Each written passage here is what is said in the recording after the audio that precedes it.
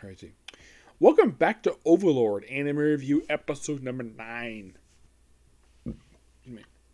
This I'm reviewing the 41st episode of the series, Re-Estize Kingdom. This one adapts from the second chapter of the book. Yes, the second chapter. Yep. Now, the second chapter, I should point out though, is almost 100 pages. Yeah.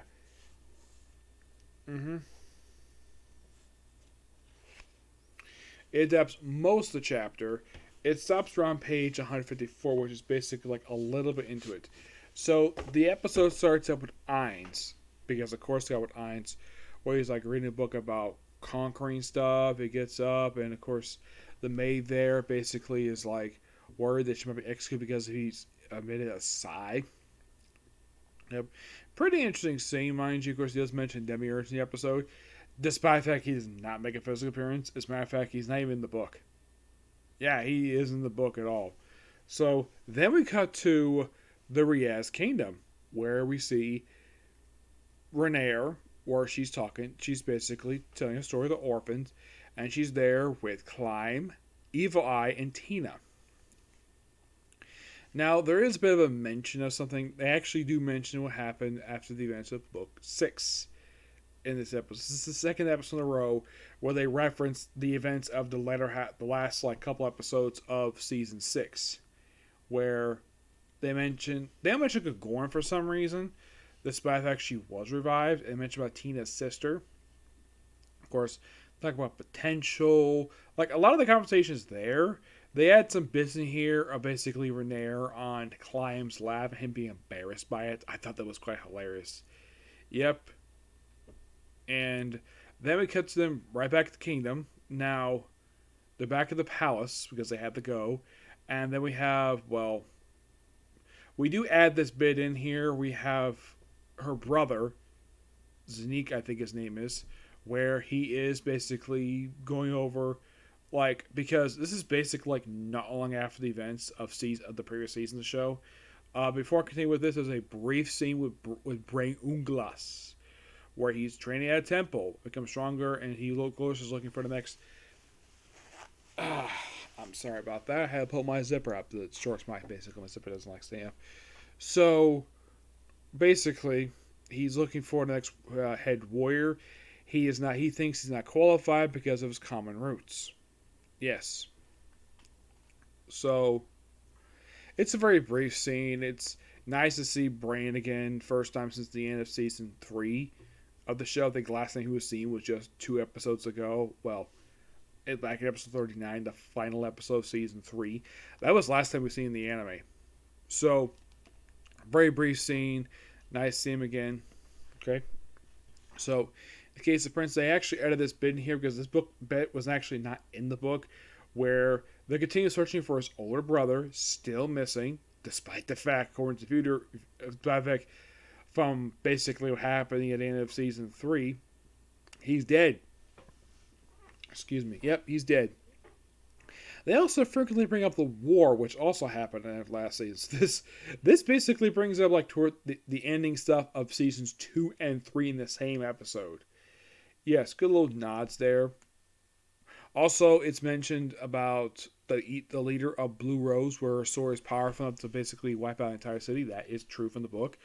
They do mention that the people who actually revived had to basically do some heavy training and lost a lot of their life force when they were revived. So then, of course, they pretty much have a very similar conversation between him and Renair about the minion. They do cut the bit out of her trying to adopt a child because she really wants to have kids with Climb of all people. They do mention the Marquis Ravenous, where he has retreated to his domain after the events of the previous season of the show. Yes, as for, in case you're curious though, did they change the reason why he fled to his domain and not basically left it since the events of the previous season? Well, it's the same exact reason in the book, so there's no really change there. And then, of course, Renair informs the prince, her brother first, that there's an envoy from the Sorcerer Kingdom. The book stupidly refers to as the Dark Nation of Darkness, and the Sorcerer King Ainz as the King of Darkness. I still do not know why in the world the Empress thought this was a good idea to rename the kingdom. At least all the other characters kept their same names. Yes. So, and then immediately, like, not long afterwards, he's informed, oh yeah, we have an envoy. And then he basically goes outside and meets up with, well, we see the Cavaliers. Now, his line in the episode where he mentions that I don't have a visual name, just call me the Death Cavalier. It's like, okay, how about Sir Cavalier? They do cut the bit out. Basically, he was actually very appreciative of that. And he did ask Albedo, because she's the representative, basically have a private meeting with him. And that part is true, except they cut the bit of dialogue here, him having Especially come right back. And he goes to meet her, and him describing her as very beautiful is completely true from the book. Also, and I'm so happy that the anime did this, where, let's see if I can find the right page here. Here we go. Where this is how she looked when she exited the carriage, wearing this very attire. Which, good job, Madhouse, for keeping this in, because this is a beautiful attire. And shows the fact that how sexy Albedo is. Yep. And then she, of course, brought to the castle. There's a little bit of dialogue here and there cut. And then we cut to a new character named Philip, who is only in this chapter. And if you're curious, though, is he in any other books besides this one? Not really, per se. He basically is there. He's just drinking. And then you see he's Albedo. Of course, later on reveals to the woman he's basically working with, he thinks he might settle down when he finds out that she's single. Yeah, that's something he really wants to get to see how hot she is. And then as soon as he sees her, he immediately just walks in front of everybody, despite the fact he's from a poor normal family, introduces himself, and then cuts right to basically introduce himself to Albedo. Then he sees him talk to his father. Now, yes, this transition happened in book 2, so don't worry, Madhouse did not make a change here where there was some bit of conversation cut because Madhouse had to cut stuff for the book. No, this happened book 2, so don't blame Madhouse for that. That happened book 2. And the conversation itself from the book to screen is most of the same between the two of them, except they cut tiny bits of dialogue here.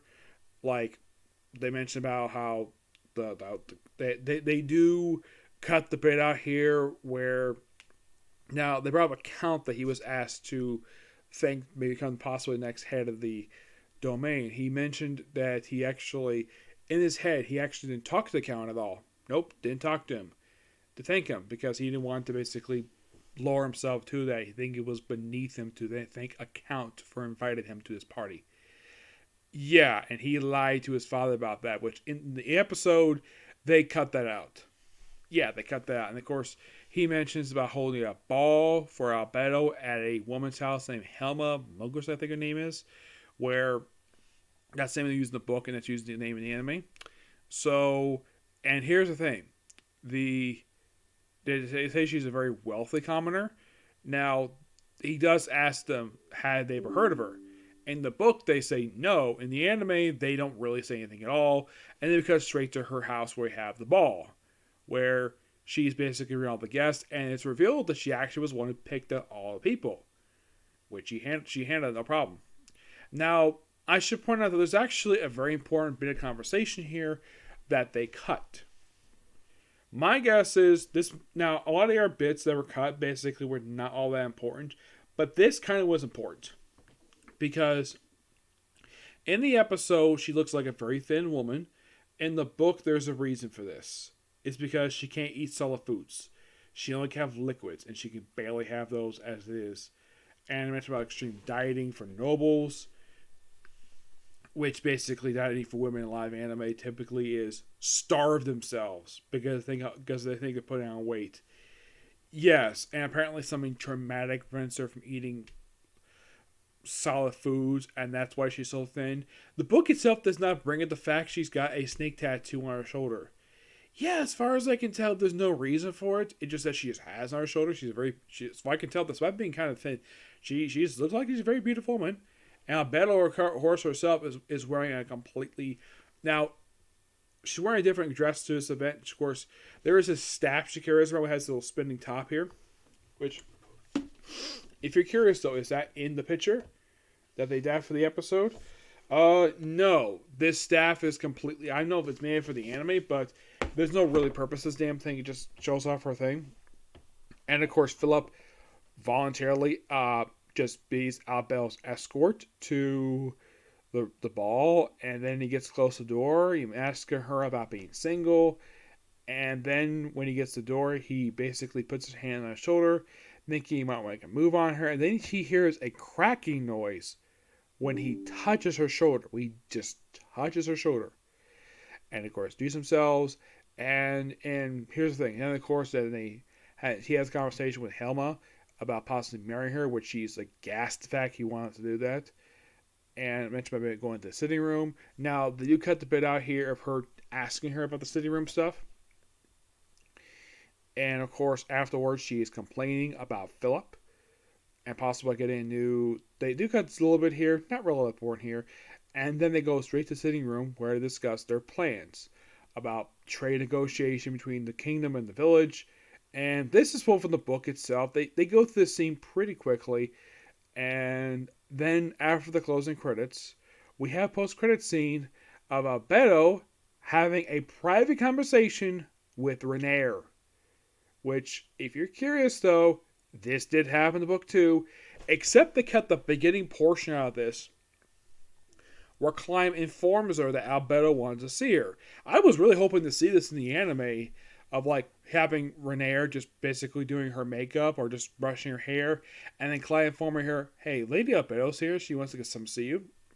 I'm surprised they cut that. Yes, I thought that was really interesting seeing the scene in the anime, but nope. They got it. And then, of course, then she has talk about having girl talk with her, and then she's bowing to her. In the episode, it cuts oh, we see Renaer, she's bowing to Albedo.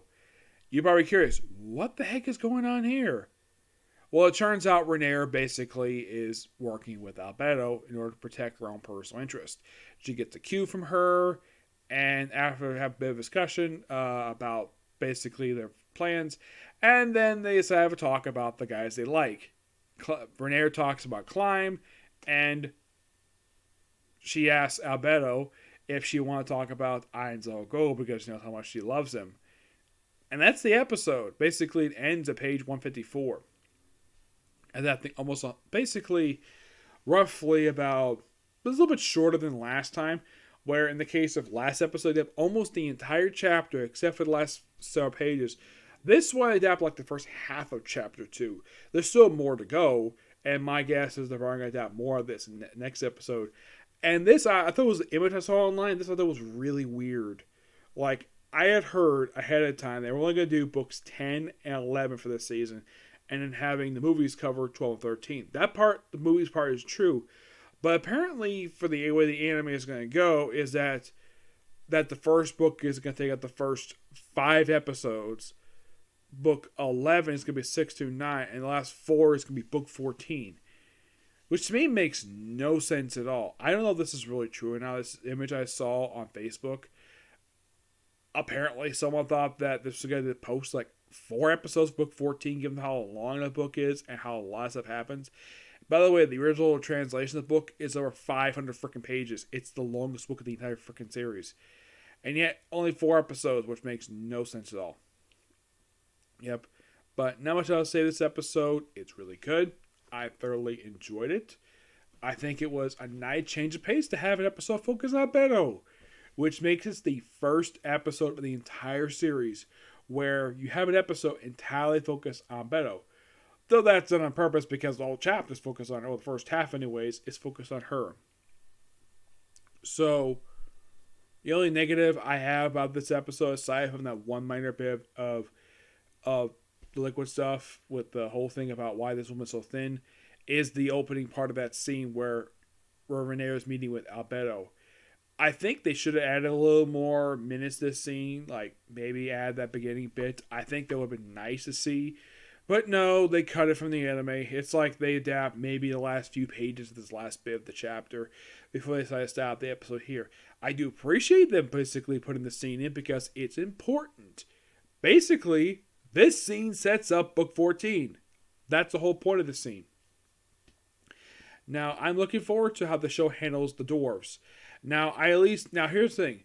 The CGI for this episode is a lot better than we had in season 4. 4 was basically a bit rushed, but this season it felt as though, especially with the horse was the only thing technically in CGI, and this is something though. It's been 4 years since the previous season, and damn, these things look really good under the CGI. They look a lot better than they were in the previous season of the show.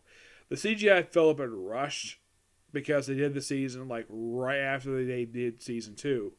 So I'm still looking forward to watching the rest of the season.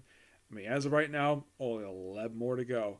I say 11. Well, technically, I think it's been confirmed this season will be 13 episodes because, well, the previous 3 seasons were 13 episodes.